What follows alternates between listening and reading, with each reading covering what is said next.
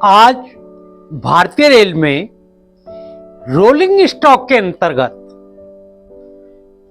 लोको, coaches और wagon का हम सफलतापूर्वक परिचालन कर रहे हैं। इसमें रोलिंग स्टॉक के वैगन स्टॉक में आज लगभग 3,20,000 से भी अधिक वैगन, जिनको कि हमने उपयोगिता मतलब हम किस प्रकार इसको उपयोग में लेते हैं, 7 प्रकार से इनका वर्गीकरण किया। और प्रतिदिन भारतीय रेल 9,000 से भी अधिक मालवाहक ट्रेन मतलब फ्रेट ट्रेन का सफलतापूर्वक उच्च गति पर मतलब 100 किलोमीटर तक प्रति घंटे की चाल के ट्रेन रेक का जो फ्रेट ट्रेन रेक का सफलतापूर्वक परिचालन कर रही है। तीव्र गतिमानी या तीव्र गति से चलने वाले इस फ्रेट ट्रेन में, जो कि 10 टन से और 90 टन तक की भार वहन क्षमता का भार लेकर चलती हैं, और अचानक इस तीव्र गतिमान ट्रेन ट्रैक पर चलते समय ब्रेक हमारे ना चाहने के विपरीत ब्रेक लग जाए, मतलब जिसको हम ब्रेक बाइंडिंग कहेंगे। ब्रेक बाइंडिंग कब कहेंगे? कि जब हम ना चाहे, लोको पायलट ना चाहे, गार्ड साहब ना चाहे, तो गार्ड भी हैंड ब्रेक लगा, ना चाहते हुए चलते समय किसी कमी के कारण, चाहे वो यांत्रिक हो चाहे कहीं टूट फूट हो, इस रेक में चलते रेक में ब्रेक लग जाए तो इसको हम ब्रेक बाइंडिंग कहते हैं। जिस प्रकार ये पूरा ट्रेन रेक अचानक चलते हुए खड़ा हो गया है, तो ब्रेक बाइंडिंग मतलब लोको पायलट का A9 जो हैंडल है वो रिलीज अवस्था में है और उसके बावजूद भी ब्रेक लग रहे हैं। तो आइए, ब्रेक बाइंडिंग क्या है, इसके क्या संभावित कारण होते हैं और उन कारणों का निदान किस प्रकार किया जाएगा, आज इस अध्याय में हम बड़ी सरलता से इसको समझेंगे और प्रतिदिन के अपने कार्यकलाप में इस कमियों को कम समय में दूर करेंगे। आइए देखिए ब्रेक बाइंडिंग क्या है, इसका क्या भीषण कम परिणाम हो सकता है, इस छोटी सी वीडियो में आपको बताया जा रहा है।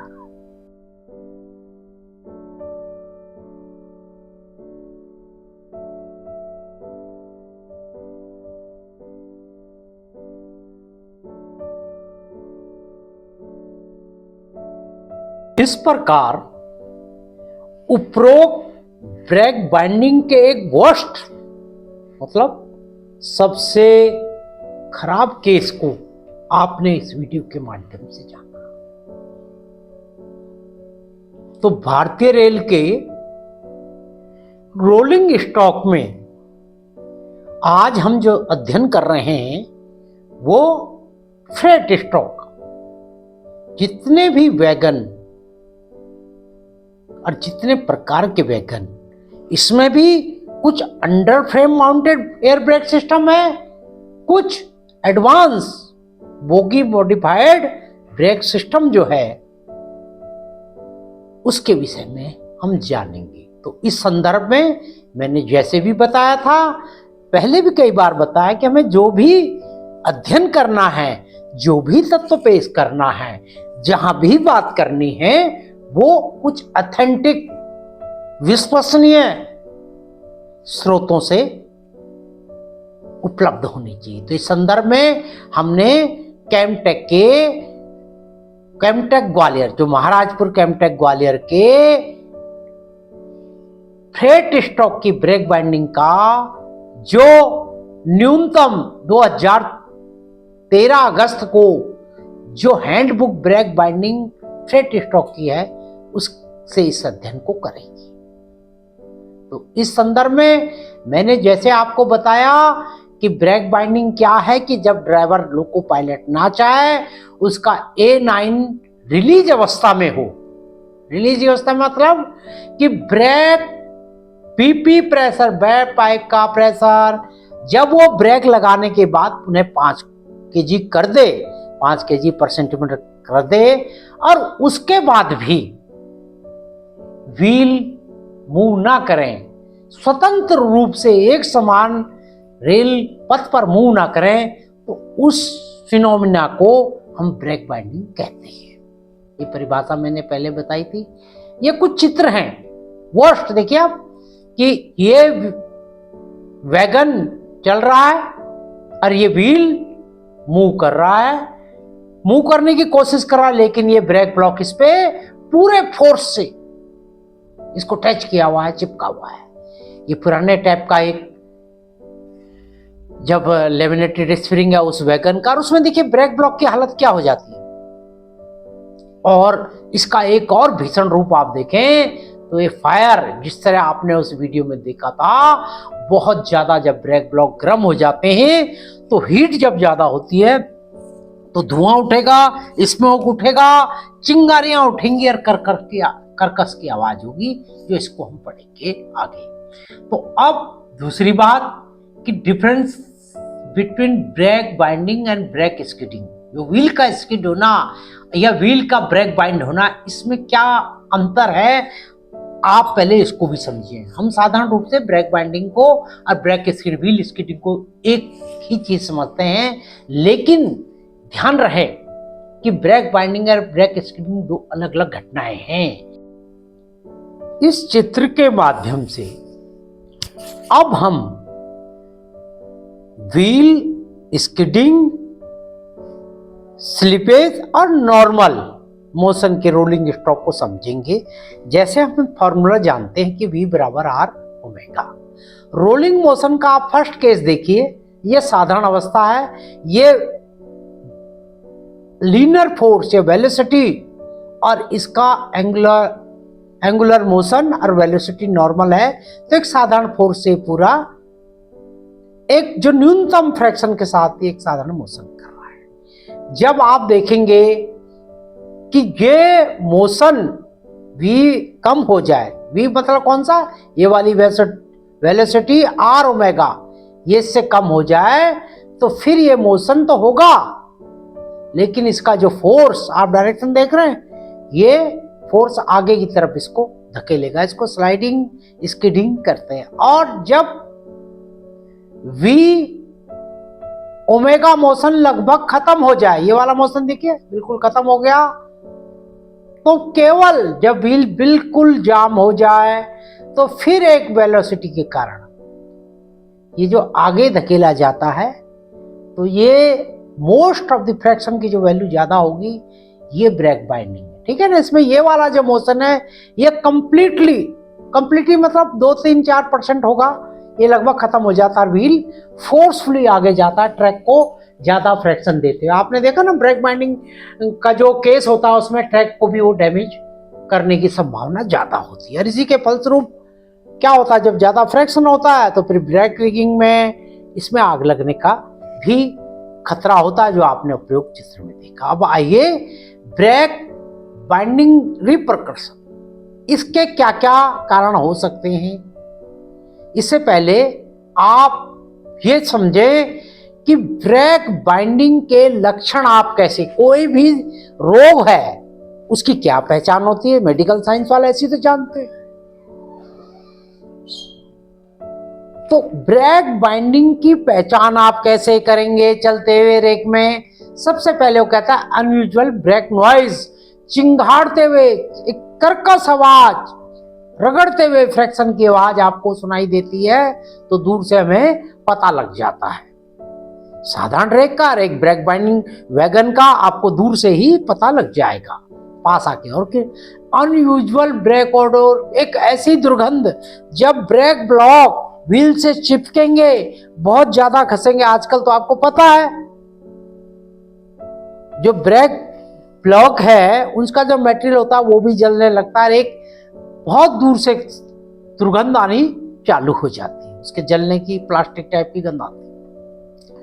इनरेगुलर वैगन मूवमेंट, जो और वैगन होंगे और ब्रेक बाइंड के वैगन का मूवमेंट भी औरों से एबनॉर्मल होगा। कैसे होगा?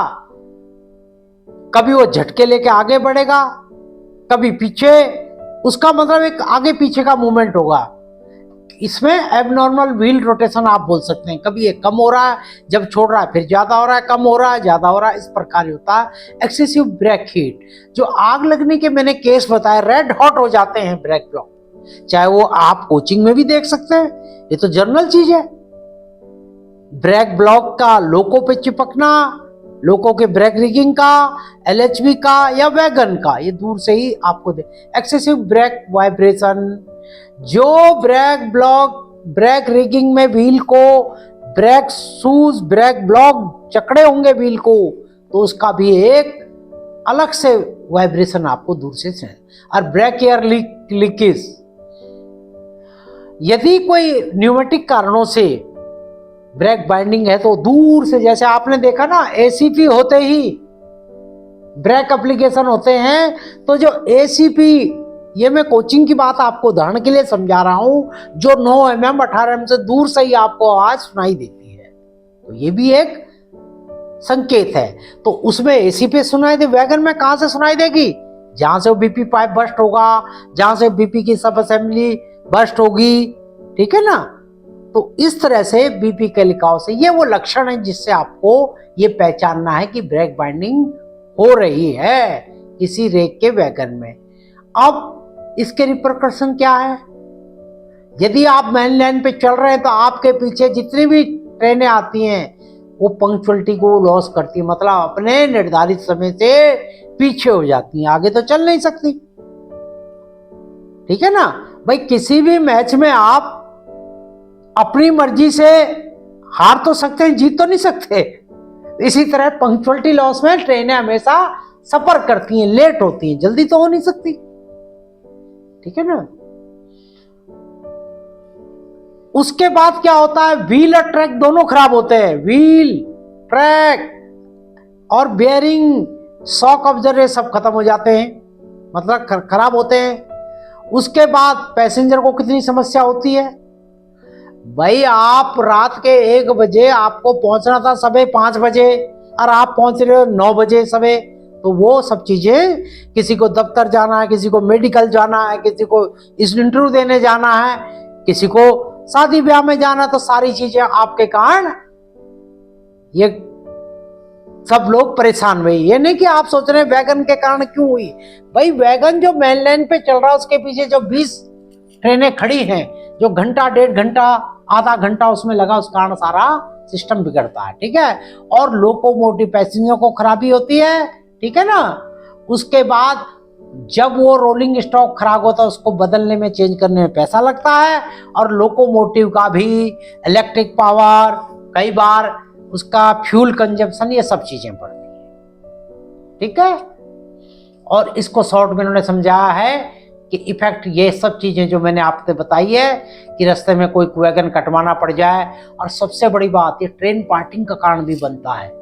ये आप गौर से समझिए, ब्रेक बाइंडिंग यदि आप लॉन्ग होल में चला रहे हैं, या सिंपल चला रहे हैं, या 24 का कोई कोचिंग भी चला रहे हैं, अब जनरल बात पे आ गए, यदि बहुत ज्यादा फोर्स होगा तो कई बार उसका सीबीसी नकल वीकेस्ट पार्ट होता है वो टूट जाता है, ट्रेन पार्टिंग का भी एक खतरा पैदा होता है। ट्रैक खत्म होते हैं, कई किलोमीटर तक भी खराब हुए, यदि आपने उसको ज्यादा इग्नोर किया, फ्यूल कंजप्शन, ये सब चीजें बढ़ती हैं। ये मैंने आपको कुछ समझाया। Cause of break binding, break binding के क्या कारण हो सकते हैं? ये 4 कारण पहले इसके मैं बताता हूं। पहले कि न्यूमेटिक सिस्टम ही आपका कहीं खराब हो, ठीक है ना।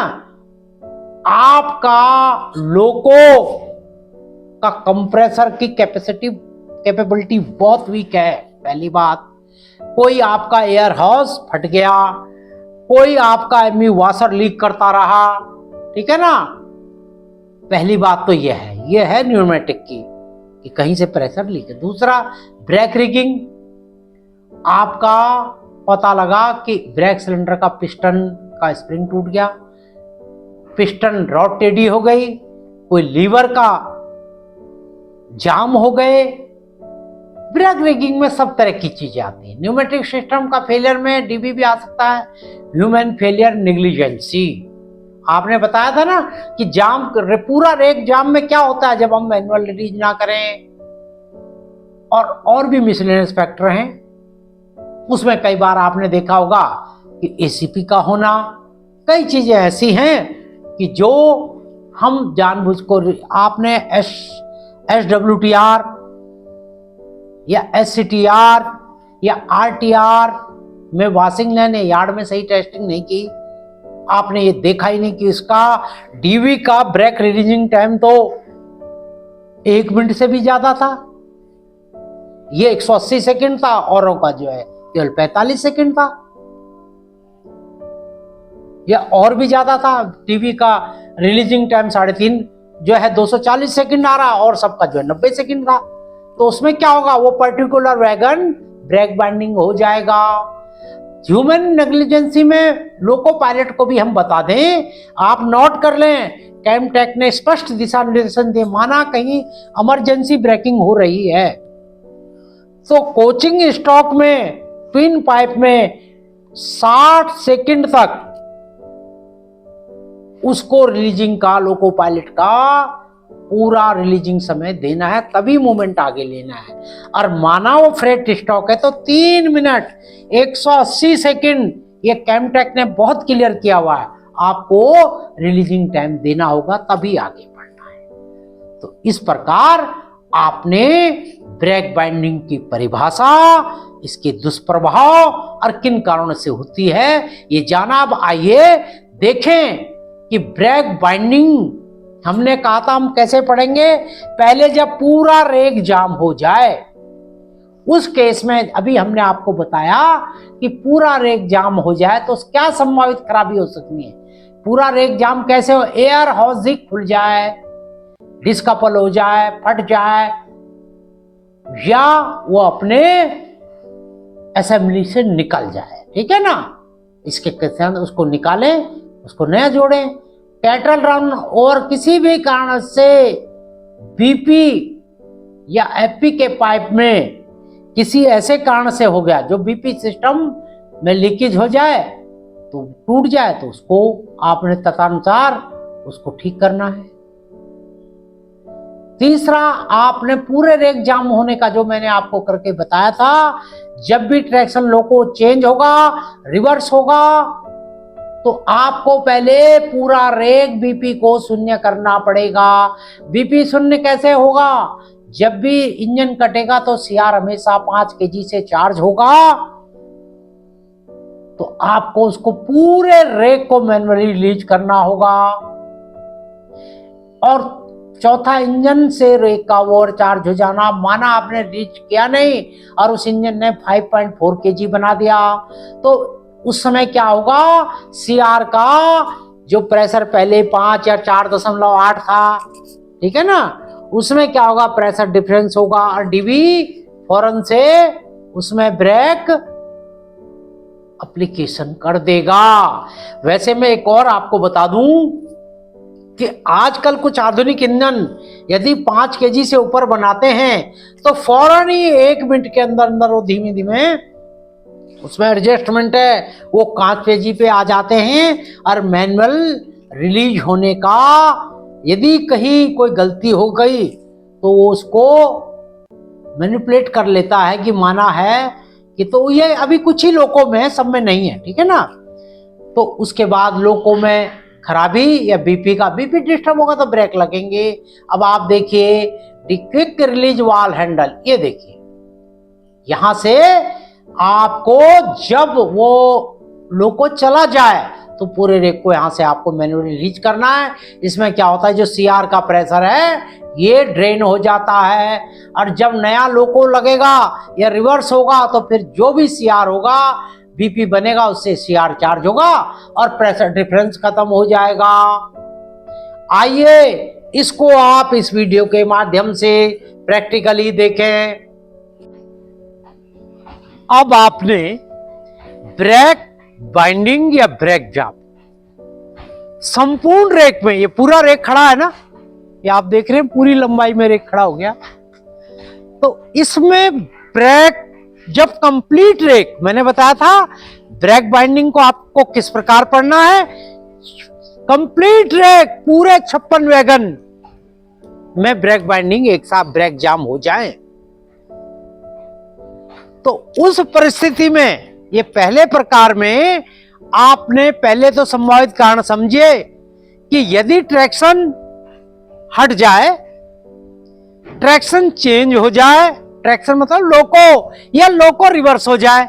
कई जगह होता ना कि हम लोगों को एक साइड से कटा के दूसरे एंड पर डायरेक्शन चेंज करते हैं, दूसरी डायरेक्शन में ट्रेन का परिचालन करते हैं। तो उस केस में यदि आपने पहले ट्रैक्शन कटते ही मैन्युअली प्रत्येक वैगन को रिलीज नहीं किया, तो जब दूसरा ट्रैक्शन लगेगा दूसरी तरफ से लगेगा और उसका बीपी प्रेशर का डिफरेंस इसमें होगा, तो जो ये सीआर है और उस वाले बीपी का, सीआर किससे चार्ज हो रहा है, बीपी से, तो पहले वाला जो सीआर चार्ज हुआ था और आप उसे मैन्युअली रिलीज नहीं कर पाए, कारण क्या रहा, मैन्युअली रिलीज नहीं कर पाए, तो वो जो सीआर का और नए ट्रैक्शन के बीपी के प्रेशर का डिफरेंस इस डीवी में प्रेशर डिफरेंशिएट करके ब्रेक को एप्लीकेशन संपूर्ण रेक में कर देगा। तो इस केस में क्या करना पड़ेगा, इसका निदान यह है कि आप पूरे प्रत्येक वैगन को इस प्रकार रिलीज करें और इंतजार करें। तो इसका मुख्य कारण, इसमें एक कमी और भी देखी गई है कि कई बार हमारे लोको पायलट यदि लंबे फ्रेट रेक को या किसी भी रेक पर इमरजेंसी एप्लीकेशन हो जाए और जैसा कैमटेक ने कहा है कि न्यूनतम 60 सेकंड सवारी गाड़ी में और 90 सेकंड से ज्यादा माल गाड़ी के बाद में यदि 90 सेकंड या 3 मिनट तक उसका समय ना देगा, तो फिर क्या होगा, ये भी पूरे रेक को एक प्रकार जाम करेगा। या दूसरा कारण, यदि कोई डीवी ज्यादा सेंसिटिव हुआ, उसका रिलीजिंग टाइम बहुत ज्यादा हुआ, तो किसी एक वैगन में ब्रेक बाइंडिंग कर सकता है। तो इस प्रकार आपने पूरे रेक की जाम का क्या कारण है, संभावित निदान क्या है, ये समझा। आइए अब ब्रेक बाइंडिंग एंड स्क्योर या प्रिवेंशन या उसका समाधान, रेमेडीज, जो कॉन्वेंशनल वैगन है उसमें सबसे पहले आप उसके ब्रेक रिगिंग, मतलब ब्रेक फोर्स जो ब्रेक सिलेंडर से और व्हील तक किस प्रकार जाएगा, कितनी कड़ियां इसमें हैं, पहले आप इसको स्पष्टता से समझेंगे, तभी आप इसका निदान कर पाएंगे। तो कॉन्वेंशनल ब्रेक सिस्टम में एक ब्रेक सिलेंडर, डीबी तो एक ही होगा ही, साथ में ब्रेक सिलेंडर भी अंडर फ्रेम में एक लगा हुआ होता है। ये देख रहे हैं आप, एक ब्रेक सिलेंडर है। इस ब्रेक सिलेंडर के लीवरेज, एक लाइव लीवर और एक डेड लीवर। डेड लीवर ये जो बहुत थोड़ा मोशन कम होता है, और इसका कनेक्टिंग रॉड से ये जुड़ा हुआ है। इसके माध्यम से जो एसएबी है, ये एसएबी दिख रहा है ना आपको, एक एसएबी फ्रेट स्टॉक में एक ब्रेक सिलेंडर, एक डीवी और इन लीवरेज रेज, लाइव लीवर और डेड लीवर के माध्यम से एसएबी से इसका एक एंड जुड़ा होता है, और एसएबी के कंट्रोल रॉड से दूसरा जो डेड लीवर है, इससे दूसरी ट्रॉली, ये देख रहे हैं, ये दूसरी ट्रॉली, ये उस वाली ट्रॉली और ये इस एंड की ट्रॉली, एक ही एसएबी दोनों ट्रॉलियों को फिर ये लीवरेज हॉरिजॉन्टल लीवर के माध्यम से और एंड पुल रॉड के माध्यम से, इसमें आप एक ट्रॉली देख रहे हैं, तो आप समझ गए कि conventional air brake system wagon में एक डीवी के माध्यम से एक ब्रेक सिलेंडर, दोनों ट्रॉली पूरे वैगन को कंट्रोल करता है। इसमें आप तब समझ पाएंगे, ये कब समझ में इसकी जरूरत पड़ेगी, जब पूरे वैगन में ब्रेक बाइंडिंग का केस होगा, रेक पूरे रेक में एक वैगन में, तो उसमें आप इसका समझेंगे कि इसमें एक ट्रॉली को आइसोलेट करना संभव नहीं है। क्यों नहीं है वो आप आगे जाके समझे। तो इस प्रकार ब्रेक बाइंडिंग रिलीज करने से पूर्व आप इसकी ब्रेकिंग को समझ गए होंगे। अब हमें फ्रेट स्टॉक के, फ्रेट रेक के जो 54, 56 या लॉन्ग होल में 100 से भी ऊपर वैगनों के रेक में किसी एक विशेष वैगन में, विशेष मतलब कि किसी भी एक वैगन में यदि ब्रेक बाइंडिंग है, ब्रेक जाम है, मतलब स्थिति वही है कि driver loco pilot A9 handle को रिलीज में है, बीपी बन चुका है, लेकिन वो वैगन जाम चल रहा है। पता कैसे लगेगा? जो मैंने आपको इंडिकेशन दिए थे, कर्कश आवाज, दूर से धुएं और एक ब्रेक ब्लॉक के जलने की गंध, और कई बार तो रात्रि में तेज रेड जो गर्मी, जो आग जैसी दूर से चिंगारियां निकलती नजर आएंगी। तो जब ये वैगन जाम हो तो एक विशेष बात, जो अंडर फ्रेम माउंटेड वैगन है जिसमें एक ब्रेक सिलेंडर होता है, उसमें चाहे पूरा वैगन हो या वैगन की दोनों ट्रॉली हो या वैगन की एक ट्रॉली हो या वैगन का एक व्हील हो, तो इसका सिस्टम एक जैसा है। यहां से ये कोचिंग में भी इसमें सबसे पहले हैंड ब्रेक जो ऑन ऑफ है, चित्र देख रहे हैं ना आप, इसमें ये ऑन पोजीशन में ना हो, ऑफ हो, इसे घुमाइए और ऑफ कर दीजिए ताकि मैकेनिकल ब्रेक लिंकेज न्यूट्रल हो जाए और ब्रेक रिलीज हो। पहली बात। दूसरा और महत्वपूर्ण तत्व, कॉन्वेंशनल ब्रेक सिस्टम में आप जानते हैं एम्प्टी लोड बॉक्स होता है, ठीक है ना, जिसमें एम्प्टी पीले रंग की अवस्था में यदि वैगन खाली है, मतलब 18 टन का खाली वैगन है और उस पे कोई लोडिंग नहीं है, तो आप उसको पीले रंग की तरफ कीजिए हैंडल को। यदि वो भरा हुआ है तो उसे काले की तरफ चलीजिए ताकि उसका मैक्सिमम ब्रेक फोर्स उसे मिले। और खाली में आपने कहीं काले की तरफ कर दिया तो उसे 2.2 kg पर सेंटीमीटर स्क्वायर की जगह 3.8 kg का प्रेशर, kg सेंटीमीटर स्क्वायर का प्रेशर मिलेगा और वो ब्रेक बाइंड करता हुआ चलेगा, ठीक है ना। यदि इन दोनों से भी नहीं हो रहा तो फिर आप डीवी का जो है लीवर खींचिए, मतलब वही इसका QRV को खींचिए और एक छोटी सी आवाज के बाद ये रिलीज होना चालू होगा। और उसके बाद इसका जो लीवर है, जो डीवी का आइसोलेटिंग जो हैंडल है, वो जो वर्टिकल होता है, शुरू में क्या होता है जमीन के बिल्कुल वर्टिकल, उसको उठाकर हॉरिजॉन्टल कर दीजिए और वो अब आइसोलेट हो जाएगा, रिलीज भी हो जाएगा और आइसोलेट भी हो जाएगा। क्योंकि यात्रा के दौरान जब तक आप आश्वस्त ना हो तो उस विशेष वैगन को वर्किंग से में ना ले जाएं, मतलब ब्रेक प्रेशर उसमें डीवी में आइसोलेट कर दें ताकि रास्ते में फिर समस्या ना हो।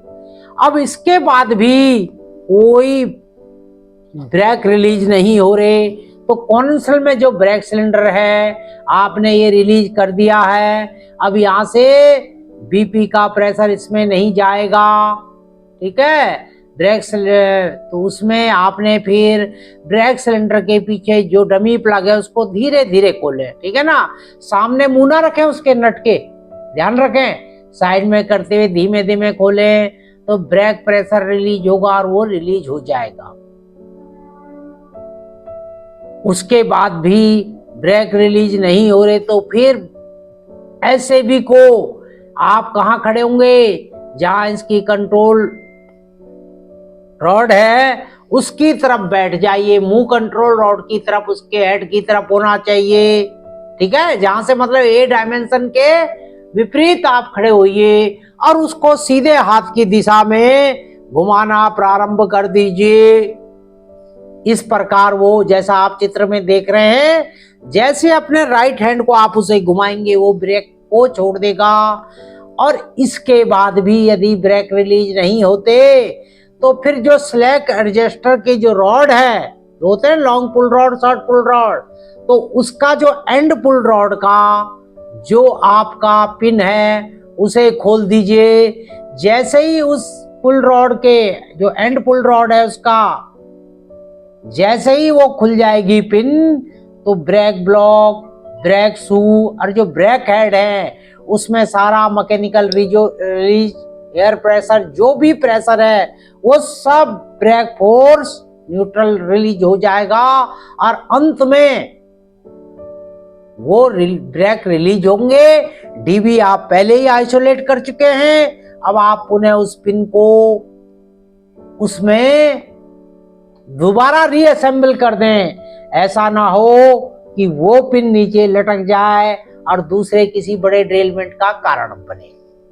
तो अब आपने समझ लिया कॉन्वेंशनल रेक के पूरे रेक में एक ट्रॉली, एक वैगन की दोनों ट्रॉली या एक ही ट्रॉली में आपको डीबी से ही आइसोलेट करना पड़ेगा। केवल कोचिंग में सुविधा होती है कि आप दोनों ब्रेक सिलेंडर में या इसके वैगन में भी, जिसमें bogie mounted brake system BMBS है, जिसकी एक ट्रॉली में 2 सिलेंडर होते हैं, इसमें ही आप यदि कोई एक ट्रॉली खराब है तो उसको रिलीज करने के बाद केवल आप एक ट्रॉली को आइसोलेट कर सकते हैं। ध्यान कीजिएगा, बोगी माउंटेड ब्रेक सिलेंडर में ही ये सुविधा है। अब आप जानिए कि जब आप इसको कार्य करेंगे तो आपके बैग में क्या क्या होना चाहिए। डबल एंड स्पैनर का 19-22 जो डर्ट कलेक्टर को खोलेगा, ब्रेक सिलेंडर प्लग को खोलने के लिए डबल एंड का 13-16 का पाना चाहिए। और इनको खोलने के लिए चाहे वो, इसमें थोड़ा मैंने कॉमन इसलिए किया कि आप जब यार्ड में हो, ट्रेन ड्यूटी में यदि हैं तो ट्रेन ड्यूटी में किसी भी प्रकार का स्ट्रोक हो आपको इसकी तैयारी करनी चाहिए। अब आपने ब्रेक बाइंडिंग का दूसरे प्रमुख प्रकार, मतलब पहले तो पूरा रेक जाम था, मैंने बताया उसको आपने किस प्रकार रिलीज करना है। अब इस इन रूट में लोको पायलट ने अपने एम्पियर मीटर जो लोको में स्थित है उससे महसूस किया और देखा कि इंजन काफी भारी चल रहा है, ब्रेक बाइंड है, और फिर आके पता लगा कि ये विशेष प्रकार का वैगन, केवल मात्र ये एक वैगन ब्रेक बाइंड है। तो फिर इसको कैसे इसका निदान करें, तो तब आप इस पर पहुंचिए, चाहे लोको पायलट हो, असिस्टेंट हो, ट्रेन मैनेजर हो या स्काउटिंग स्टाफ जो बुलाया गया हो। तो इस केस में आप सबसे पहले जो वैगन आपका ब्रेक जाम में इन्वॉल्व है उसके हैंड व्हील से इसके जो मैकेनिकल ब्रेक है, हैंड ब्रेक, ये देखिए कहीं तो लगा तो नहीं रह गया, कहीं ये ऑन तो नहीं था। यदि ऑन है तो दोबारा घुमाकर इसको ऑफ कीजिए, ऑफ मतलब रिलीज कीजिए। तो इससे आपके ब्रेक ब्लॉक रिलीज हो चुके होंगे, पहला स्टेप। इसके बाद हैंड ब्रेक रिलीज करने के बाद उस विशेष वैगन का जो ब्रेक जाम में इन्वॉल्व था उसके आप एम्प्टी लोड, जैसे ये लोडेड है काला, ये जिसके है ना इसमें लिखा भी होता है लोडेड L और एम्प्टी, ये देखा एम्ब्रॉयड है ना, ये लोडेड और ये एम्प्टी। आप देखिए कि क्या ये यदि लोडेड है तो लोड की तरफ माना ये एम्प्टी था, और ये इस समय जैसे आप देख रहे हैं काले या लोडेड की तरफ है। तो ये 3.2 प्लस माइनस 0.2 का केजी का प्रेशर इसको ब्रेक रिगिंग को देगा। और खाली अवस्था में बहुत ज्यादा ब्रेक होना ब्रेक बाइंडिंग का दूसरा प्रमुख कारण है। तो आप इसको एम्प्टी अवस्था में कर दें क्योंकि एम्प्टी है, ठीक है। अब उपरोक्त दोनों कार्य करने, आपने हैंड ब्रेक रिलीज किया, एम्प्टी ईएल बॉक्स को सही दिशा में लगा, फिर भी ब्रेक रिलीज नहीं होते और पूरा वैगन इन्वॉल्व है, तो आपने इसका क्यूआरवी या डीआरवी जो इसको हल्का सा खींचना है, इधर या उधर खींचिए, और जब ये रिलीज हो जाएगा तो ये सीआर का प्रेशर रिलीज कर देगा और ब्रेक बाइंडिंग क्लियर होगी। इससे पहले और उसके बाद आप इसका जो आर चार्जर हैंडल है, जिसको जो वर्टिकल होता है, इसको आप ऊपर उठा दीजिए तो ये आइसोलेट हो जाएगा। ठीक है, फिर हमने इसको आइसोलेट कर, यदि इसके बाद भी आपका वो विशेष वैगन और उसके ब्रेक रिलीज नहीं होते, तो जैसा मैंने बताया कन्वेंशनल ब्रेक सिस्टम में अंडर फ्रेम में एक ही बीसी है, ब्रेक सिलेंडर है। आप इसके डमी को हल्के से खोलते हुए, जो आपको मैंने स्पैनर बॉक्स बताया था ना, उस स्पैनर से धीमे धीमे खोलिए। खोलते हुए ध्यान रखिए डीवी पहले आइसोलेट है, एफपी का आइसोलेटिंग कॉक आपने बंद कर दिया है। धीमे धीमे जब इसको आप खोलेंगे विशेष को, तो हल्के हल्के से हवा रिलीज होगी। ध्यान रखिए आपका मुंह उधर नहीं होना चाहिए। इस प्रकार ये एक ब्रेक सिलेंडर से इन लीवरेज रेसों के माध्यम से दोनों ट्रॉली रिलीज हो जाएगी। इसके पश्चात भी यदि ये ब्रेक सिलेंडर के द्वारा दोनों ट्रॉली रिलीज नहीं होती, तो अब आप एसएबी की तरफ आइए। एसएबी ये देख रहे हैं ना, इस एसएबी की तरफ किधर जाना आपने, इस तरफ बैठिए, मुंह आपका उस स्पिंडल की तरफ, स्पिंडल रॉड की तरफ होना चाहिए। इसको आप उल्टी दिशा में घुमाइए। जब ये आप देखेंगे चित्र में दिखाया हुआ, इसको जब आप बैठने की दिशा इधर, और इसको जब आप घुमाएंगे तो निश्चित ही यह लीवरेज रेसों के अपने लीवरेज से दोनों एंड पुल रॉड से ब्रेक को रिलीज कर देगा। और इसके पश्चात यदि फिर भी कुछ नहीं होता, तो फिर आपको हॉरिजॉन्टल लीवर के उस पिन को खोलना पड़ेगा। जो डेड लीवर की पिन को, इस पिन को आप खोल दीजिए, चित्र में दिखाया गया है। जैसे ही आप इस पिन को खोल देंगे, तो ये मैकेनिकल जो टेंशन है ब्रेक फोर्स से खत्म हो जाएगी। जैसे ही वो खत्म हो जाएगी, फिर आप इस पिन को लगा जरूर देना, कहीं रास्ते में गिर ना जाए। और डीबी से आपने पूरा सिस्टम पहले ही आइसोलेट कर दिया है। अब आप इसको आइसोलेशन पोजीशन में, मतलब इसमें ब्रेक नहीं लगेंगे, इस रेक को आगे की तरफ रवाना कर दीजिए और बिना समय गवाए, पंक्चुअलिटी अन्य ट्रेनों की पंक्चुअलिटी लॉस ना हो, आप इस रेक को आगे मूव कराइए। अब मॉडिफाइड ब्रेक सिस्टम से युक्त वैगन में यदि पूरा रेक जाम है, तो उसमें सारी कंडीशन कौन सी होंगी? उसमें सारी कंडीशन आपके पहले वाले उसमें जो कॉन्वेंशनल वैगन में थी, वही कंडीशन इसमें लागू। पूरे रेक का जाम होना, जो आपने पीछे आपने देखा, ये सारा सिस्टम यही काम करेगा। या तो उसका एयर हाउस डिस्कपल हो गया, कैटल ऑनर में कुछ टूट फूट गया बीपीएफपी, या आपने लोको बदलते रिवर्स होते समय मैनुअल लीजिए, तो ये चीज पुरानी ही दोहराई जाएगी। ठीक है, लेकिन यदि कोई एक वैगन जिसको आपने कैसे पहचाना, जो मैंने बताया था ना, सेंसिंग आर्म नीचे होगी और उसका इंडिकेटर ब्रेक अंदर, जब दिन के समय की बात है, ब्रेक इंडिकेटर आसानी से दिख जाएगा, कर्कश आवाज आएगी, और सबसे बड़ी बात आपने व्हील टच। तो इसको आप कैसे, यदि पूरा कोच दोनों ट्रॉली जाम है, तो सबसे बात एफपी ब्रांच पे लगे आइसोलेटिंग कॉक को बंद कर दें, यहां से आपको सप्लाई बंद करनी, ठीक है ना। और आर चार्जर से डीवी को आइसोलेट कर दें। ये जो डीवी का आर चार्जर है, इसको आइसोलेट कर दें। इसको जब आप खड़ा कर देंगे, ये जो वर्टिकल है इसको हॉरिजॉन्टल करना पड़ेगा। दो काम, पहले सिस्टम को किसी भी एयर ब्रेक सिस्टम में, चाहे कोचिंग हो, वैगन हो, कॉन्वेंशनल वैगन हो या मॉडिफाइड हो, सबसे पहले आपको एयर सप्लाई को बंद करना है, नहीं तो आप एक सुरक्षा के लिए बड़ा घातक से, ठीक है। उसके बाद डीबी के क्विक रिलीज वाल्व या direct double release valve, direct release valve को खींचे और इससे शू की एक आवाज के साथ ब्रेक रिलीज हो जाएंगे। आइसोलेट आपने पूरा सिस्टम पहले ही कर दिया, आप आराम से गाड़ी को आगे ले जाइए ताकि और गाड़ियों की पंक्चुअलिटी लॉस ना हो और मेन लेन क्लियर हो जाए। यदि फिर भी ब्रेक रिलीज नहीं होते तो मैंने आपको बताया था कि बीसी से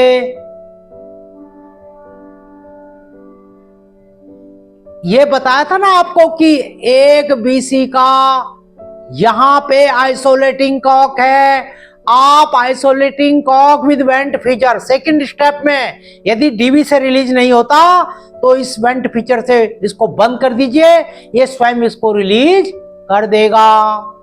समझ रहे हैं आप?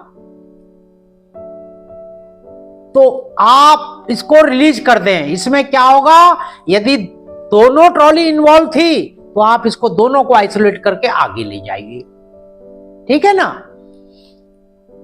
और इसके बाद भी रिलीज नहीं होता, माना एक ही ट्रॉली कोई है, तो आपने ये जो बॉल क्रैंक लीवर है, ये बेल क्रैंक लीवर की इस पिन को खोलना है मारतोल से। इसको एपीटी हटा के मारतोल से आप अंदर जाके इसको खोलेंगे, इसको रिलीज करेंगे और करना क्या है, फिर ब्रेक सिलेंडर को क्लॉकवाइज घुमाएंगे। इसको आपने क्लॉकवाइज घुमाना है। जब आप इसको क्लॉकवाइज घुमाएंगे तो ब्रेक सिलेंडर अंदर चला जाएगा। समझ रहे हैं आप? ये प्रत्येक ट्रॉली का, जिस भी ट्रॉली में हो, इसको ये करेंगे, ये अंदर चला जाएगा तो इसका ब्रेक इंडिकेटर भी अंदर चला जाएगा जो लाल रंग का है। ये पहचान है कि अब ये चला गया, इसको आपने अंदर करना है। फिर इसका जो बॉल क्रैंक लीवर की पिन निकाली थी दोबारा इसको इस पे लगा देना है। पहले तो आपने क्लॉकवाइज घुमा दिया इसके बेलों को, ठीक है ना, और इसकी लंबाई को कम कर दिया और फिर इस पिन को लगा दिया। यदि पिन नहीं लगाएंगे तो ये भी बहुत बड़ी दुर्घटना का कारण हो जाएगा। ये नॉर्म की बात चल रही है ना। और एस्कॉर्ट मेक में भी क्लॉकवाइज घुमाकर इसकी प्रभावी लंबाई को कम कर देंगे, पिस्टन अंदर चला जाएगा और आप फिर इसको, क्योंकि डीवी से आपने पहले आइसोलेट कर दी, ट्रॉली का आइसोलेटिंग कॉक से पहले अराइव कर दिया, फिर आप इसकी पिन को लगाकर, ध्यान रहे मैं दोबारा कह रहा हूं, ये जो पिन है, ये जो आपने खोली थी दोबारा लगानी है। यदि आपने कहीं इसको छोड़ दिया तो ये फिर बहुत बड़े ड्रिलमेंट का कारण ना बन जाए ना। मैंने ये नहीं कहा कि 100%, लेकिन आप ये मान के लिए आगे बहुत बड़ा खतरा बनेगा, इसलिए इसमें इसको फंसाना है, फिर आगे की यात्रा करनी है, ठीक है ना। ये आप देख रहे हैं, ये पिन है वो, इस पिन को आपने हटाया। उसके बाद एक और भी है, यदि माना कुछ जगह उससे भी बॉल क्रैंक लीवर, तो फिर आप इस फ्लैंज को खोल दीजिए। इस फ्लैंज की जो फिर डमी प्लग है, इसको खोलने के बाद एयर को प्रेशर कई जगह कई मैनुअल में लिखा हुआ इस प्रकार है। तो मुझे उम्मीद है, अब आइए प्रैक्टिकल पे अब चलते हैं और देखते हैं कि किस प्रकार इसको हमने प्रैक्टिकली करना है। आप बोगी माउंटेड ब्रेक सिस्टम या modified brake system in wagon stove, इसमें क्या विशेषता है, इसमें प्रत्येक वैगन, एक वैगन की प्रत्येक ट्रॉली, इस ट्रॉली और उस ट्रॉली, उस तरफ जो ट्रॉली है, दोनों के ब्रेक सिलेंडर इंडिपेंडेंट हैं, इनबिल्ट हैं, इसमें एसएबी वगैरह नहीं है, सब आपने पढ़ लिया। इसमें भी यदि ये वैगन, विशेष वैगन इस रेक में जाम है तो इसमें भी आप सबसे पहले इसके हैंड ब्रेक को चेक करेंगे। ये हैंड ब्रेक ऑन तो नहीं, ऑन मतलब लगा तो नहीं है, यदि लगा है तो इसे घुमाइए और इसे रिलीज कर दीजिए। इसके रिलीज करते ही ब्रेक रिलीज होनी चाहिए।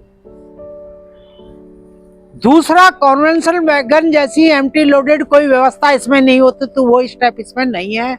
इसके बाद आपको इसी प्रकार हमारे तीसरे स्टेप जो डीबी का क्यूआरबी या डीआरबी है, इससे इसको खींचकर रिलीज कर देंगे। थोड़ा खींचेंगे अपनी तरफ या दूसरी तरफ इसको पुश करेंगे और इसको रिलीज कर देंगे। जैसे ही ये कुछ सेकंड में रिलीज हो जाए, जो इसके निर्धारित 45-60 सेकंड में है, तो आप कंफर्म कीजिए ये ब्रेक ब्लॉक चक्के से दूर हो गए, क्योंकि ये सबसे सार्थक, सबसे प्रमाणिक है। उसके बाद इसका डीवी का जो वर्टिकल आर चार्जर हैंडल है, इसको हॉरिजॉन्टल कर दीजिए, ठीक है ना। ये जो वर्टिकल था भी, इसको हॉरिजॉन्टल कर दीजिए। इस प्रकार ब्रेक रिलीज हो चुके होंगे। इसके पश्चात इसका तीसरा स्टेप आप BMBS6 ट्रॉली के ऊपर जाकर समझें।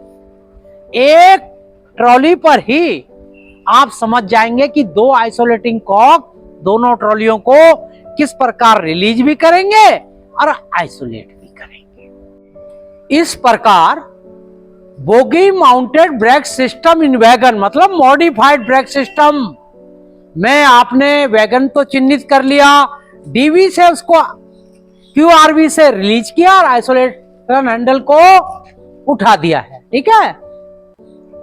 इससे ये वैगन रिलीज हो जाएंगी दोनों ट्रॉलियां। माना कोई एक विशेष ट्रॉली इसमें इन्वॉल्व है, आप कैसे पता करेंगे? मैक्सिमम केस में ये automatic APM, automatic pressure modification device का ये सेंसिंग आर्म इसके ट्रॉली के साइड फ्रेम के साथ टच होगी, तो समझिए ये कोच इन्वॉल्व है। दूसरा और महत्वपूर्ण, ये जो इसका ब्रेक सिस्टम है, इसमें आप देखें जो ट्रॉली में एक इनबिल्ट ब्रेक सिस्टम है प्राइमरी बीम के साथ, तो इसका इंडिकेटर ये जो गुलाबी रंग का है ये बाहर निकला है, और पिस्टन का आप ये जो इसकी 55 प्लस माइनस जो भी इसकी सीमाएं हैं, ये देखिए ना पिस्टन बाहर है, इसका मतलब ये ट्रॉली इसमें इन्वॉल्व है।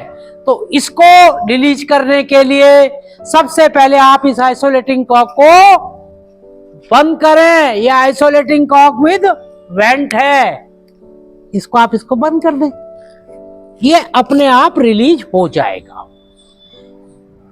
लेकिन आपने इसको बंद किया, अभी भी ये रिलीज नहीं हुआ। देख रहे ना, इसका इंडिकेटर बाहर है, पिस्टन बाहर है। फिर आप इसके बेल क्रैंक लीवर की पिन को, इस पिन को निकालेंगे। इसमें एक APDB लगी होती है, ये वर्किंग मॉडल है भी, तो आपको दिखाने के लिए हमने उसको भी हटा दिया है। तो इसको निकालते ही इसको फिर आपको क्लॉकवाइज दिशा में पिस्टन को घुमाना पड़ेगा, ठीक है। ये पिस्टन अंदर चला जाएगा, ये इंडिकेटर भी अंदर चला जाएगा, और फिजिकली आप चेक कर लेंगे कि ये ब्रेक रिलीज हो गए हैं। अब इस केस में अभी भी जब ये रिलीज नहीं हुए, तो इसमें भी आपको डमी प्लग, जिसमें कॉन्वेंशनल में एक ब्रेक सिलेंडर था ना पूरे वैगन में, उसका पीछे डमी प्लग था, उसको आपने धीमे धीमे खोला था। तो इसमें डमी प्लग तो नहीं, इसके अलावा ये एक फ्लैंज, इसको आप चाबी से स्पैनर से खोलिए, और इस रबर में एयर हाउस में जो भी हवा होगी वो रिलीज होगी, और पिस्टन अपने आप अंदर चला जाएगा। अब आपने देखा कि धीमे धीमे इन सब साधनों के बाद इसका ब्रेक सिलेंडर का इंडिकेटर अंदर चला गया, पिस्टन अंदर चला गया। आपने जो पिन निकाली थी फिर पुनः यहां पर लगा दी। ध्यान रखिएगा, आइसोलेशन आपने डीवी से कर दिया था। यदि एक ट्रॉली है तो बस इसको आप आइसोलेट रखिए ताकि रास्ते में आपको परेशानी ना हो। दूसरी ट्रॉली इसकी वैगन की काम करेगी, ब्रेक पावर आपकी इतनी ज्यादा कम नहीं होगी, ठीक है ना। और इसमें ये पिन आप लगा के तभी आगे बढ़ेंगे, नहीं तो ये नीचे लटक के कहीं आपको कोई और बड़ी समस्या का कारण बन जाएगा। इस प्रकार आपने फ्रेट स्टॉक के विभिन्न मतलब कॉन्वेंशनल और मॉडिफाइड ब्रेक सिस्टम के वैगन का इन रूट में होने वाली ब्रेक बाइंडिंग की समस्या है, चाहे वो पूरे रेक में हो, एक ट्रॉली में हो, एक वैगन में हो और किसी एक व्हील में हो, वो किस प्रकार आपने उसको कम समय में आइसोलेशन करके उसको आगे की यात्रा के लिए सुरक्षित और संरक्षित करना है।